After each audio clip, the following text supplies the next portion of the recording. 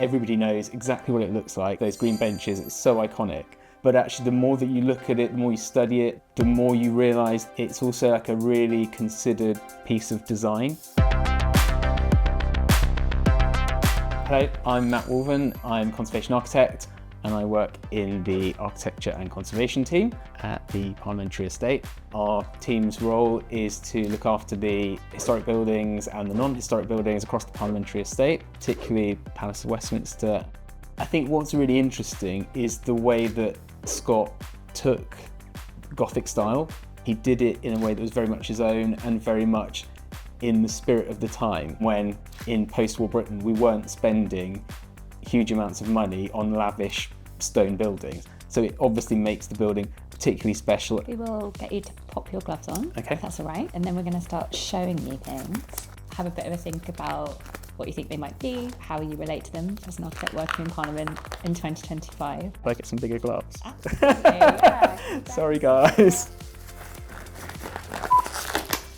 These are details of what's known as Churchill's Arch, which is the arch between Members' Lobby and the Commons Chamber, which contains the salvaged Victorian stonework, which was left in its kind of damaged form as a memorial to the destruction of the chamber. Most people that visit the building maybe aren't aware of what happened in the war, and I think this is, really kind of a visible sign of how destructive the bombing was. It still has the dirt and the grime of kind of Victorian London. Keeping this damage is so important in terms of the story of the building, but something like this, obviously you would never dream of undoing all the damage that was caused during the wars. Every time that a member is walking into the chamber from Members' Lobby, they're going underneath Churchill's Arch and into the rebuilt Commons Chamber. Even though externally the Commons Chamber is Gothic stone, underneath all that you've got what was a fairly contemporary approach to building. Essentially it's a modern building. It would have been very easy for Scott to have cleared a lot more away than he did. I think we're quite lucky that we do have still that marriage between the 20th century and 19th century. Having huge scaffolding all over the building is something that we're quite used to in Parliament. Yeah, I can't help feeling the level of health and safety is not quite what we would expect these days.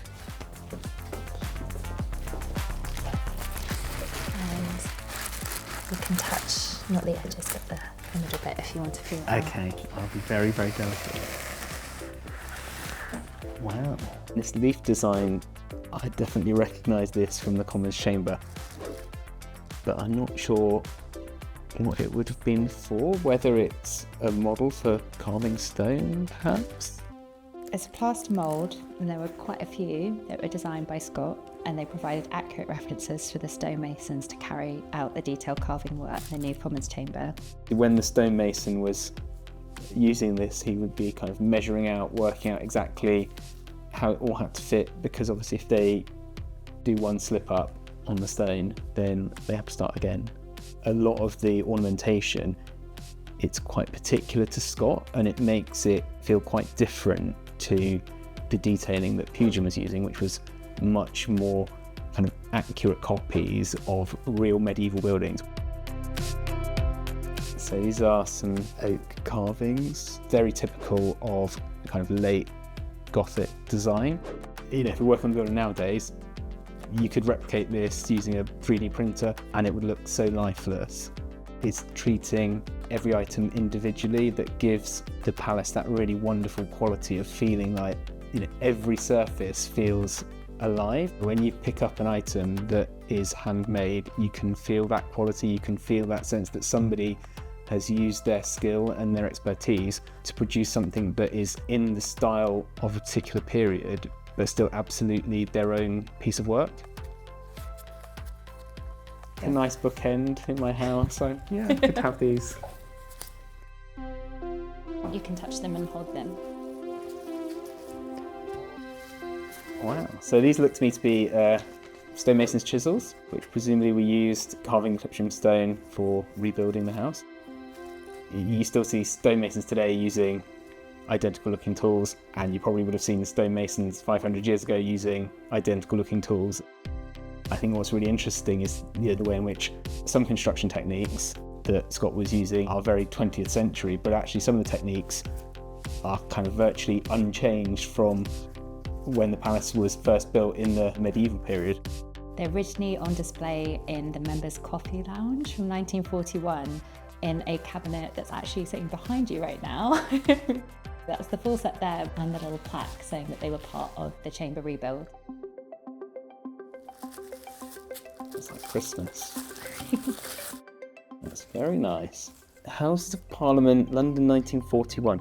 This, I assume, is something made with some of the scrap lead from the building, possibly, with 1941 being the date of the bombing. I know there's a series of official and unofficial souvenirs made with bits of the building that people had salvaged. You're absolutely right, Matt. Yeah, I have no idea what it would have been used for, though.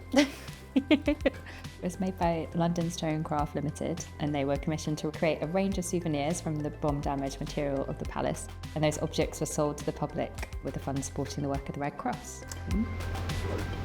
This foundation stone, which was laid in Star Chamber Court, you can still see it there today. The stone itself, like the rest of the main structure, was hewn from Clipsham in Rutland. So this is the 26th of May 1948, 3 years after the war, to design and crack on with the construction work. How's that timeline in relation to what you're familiar with? That seems remarkably quick.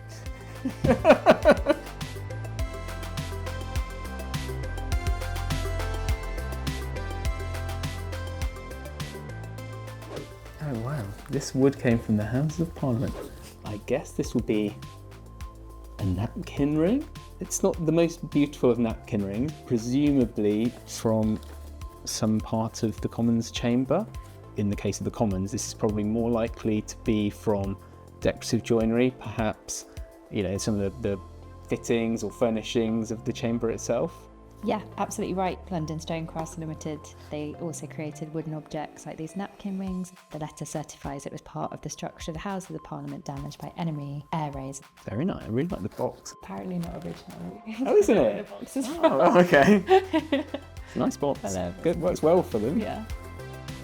I think what I was really surprised by is how good the Heritage Collectionist team are at keeping hold of all these things which could have been lost, but actually they're a really important part of the kind of the social history of the building. We see the Houses of Parliament as this kind of icon that is unchanging, and we like to imagine that it was built and it has stayed the same, and that's just not the case. The way that every space is used is totally different to how it was envisaged, and keeping the building alive, keeping the building functioning is critical if the building's to survive.